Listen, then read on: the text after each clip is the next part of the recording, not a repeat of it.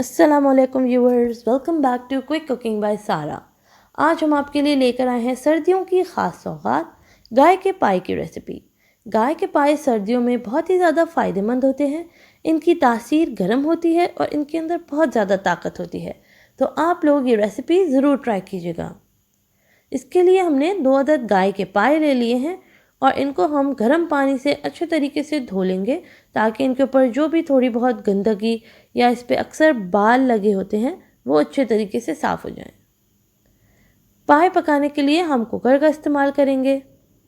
जैसा कि हमारे चैनल का नाम है क्विक कुकिंग, तो हमें इसकी क्विक कुकिंग करनी है। हमने पाए को कुकर में डाल दिया है और इसके अंदर हम इतना पानी शामिल करेंगे कि पाए जो हैं वो डूब जाएं। हमें बहुत ज़्यादा पानी अभी नहीं शामिल करना। इसको हम पकने के लिए रख देंगे। जब पानी में एक उबाल आ जाएगा तो आप देखेंगे कि ऊपर झाग सा आ गया है। इस पानी को हम डिस्कार्ड कर देंगे। इससे ये होगा कि पाए के अंदर जो भी थोड़ी बहुत गंदगी रह जाएगी वो भी साफ़ हो जाएगी। अब हम पाए के अंदर साफ़ पानी शामिल करेंगे। कुकर को हम 3/4 पानी से भर देंगे और इसको हम चूल्हे पे पकने के लिए रख देंगे। पाए की यखनी तैयार करनी है हमें।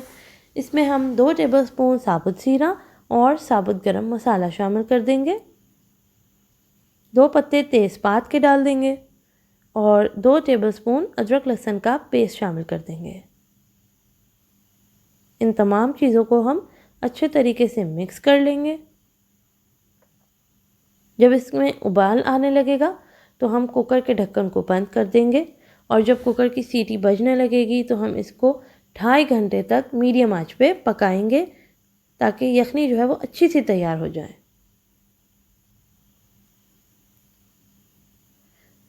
हमने एक देगची में तेल गरम कर लिया है। इसके अंदर हम 3 मीडियम साइज़ की प्याज बारीक बारीक काट के डाल देंगे। प्याज को हम अच्छे तरीके से फ्राई कर लेंगे और इसको हम गोल्डन ब्राउन कर लेंगे। जब तक पाए की यखनी तैयार हो रही है, हम साथ ही साथ इसका मसाला भी तैयार कर लेंगे। प्याज जो है वो अच्छी सी ब्राउन हो गई है, हम इसको निकाल लेंगे और ग्राइंडर के जग में हम प्याज और आधा पाव दही शामिल करेंगे और इन दोनों चीज़ों का अच्छा सा पेस्ट बना लेंगे ग्राइंड करके।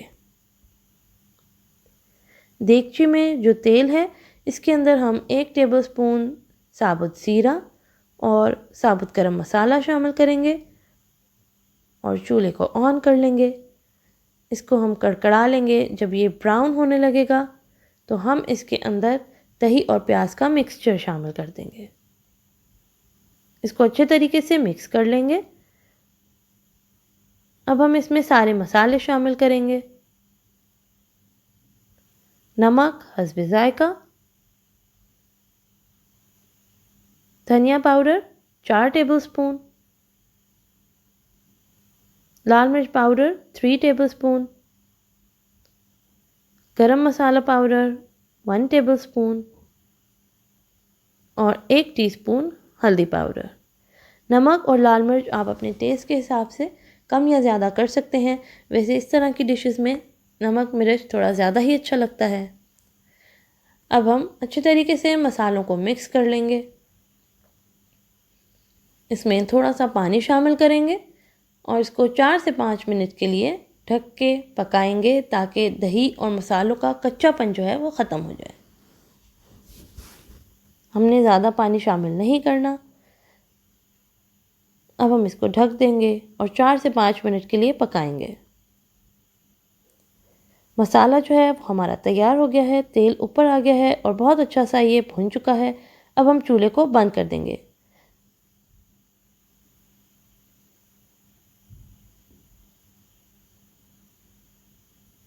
पाए की यखनी जो है वो तैयार हो चुकी है। अब हम कुकर के ढक्कन को खोल लेंगे।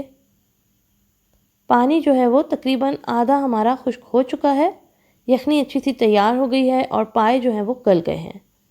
अगर आप कुकर में पाए नहीं बनाना चाहते तो आप ऐसा कर सकते हैं कि देगची में पानी भर के पाए गलने के लिए रख दें, लेकिन आपको फिर 5 से 6 घंटे के लिए पाए को धीमी आंच पे पकाना होगा।